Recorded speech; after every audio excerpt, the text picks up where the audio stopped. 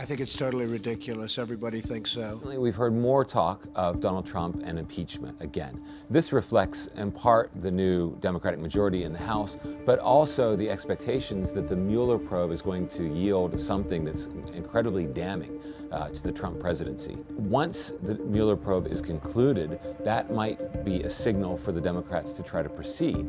And if it were earth-shattering, it might be enough to nudge some of the Republicans in the Senate to reconsider their support for Donald Trump.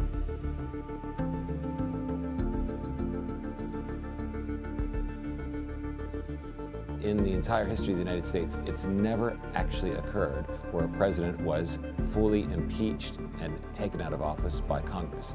They've gotten very close. The said William Jefferson Clinton be and he hereby is acquitted of the charges in the said articles. For an impeachment to happen in the United States, first it happens in the House, where the Democrats have a majority. They would vote for impeachment. But from there, the case gets handed over to the Senate, where they actually have to have a trial with all of the senators to decide whether or not he is convicted of the offenses.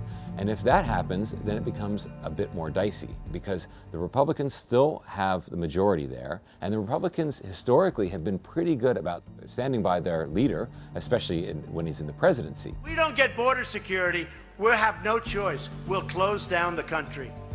Trump is doing things that are creating risk and political risk for the Republicans themselves. So we're starting to see issues like in the aftermath of this damaging government shutdown, that there was no upside for the Republicans who backed Trump.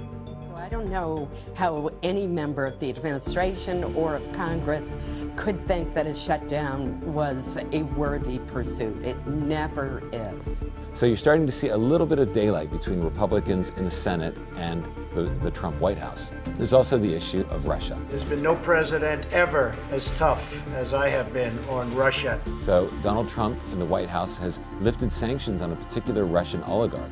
There have been a number of Republicans who have questioned what was the need for that. Now, whether or not this would translate into a vote to impeach Donald Trump is a very open question. We believe that President Trump has violated the Constitution, and we've introduced 5 articles of impeachment. But this is where we start to look for some sort of movement.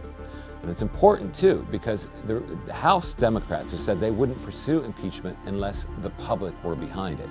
And that's sort of code for saying unless the Republicans in the Senate would back it as well.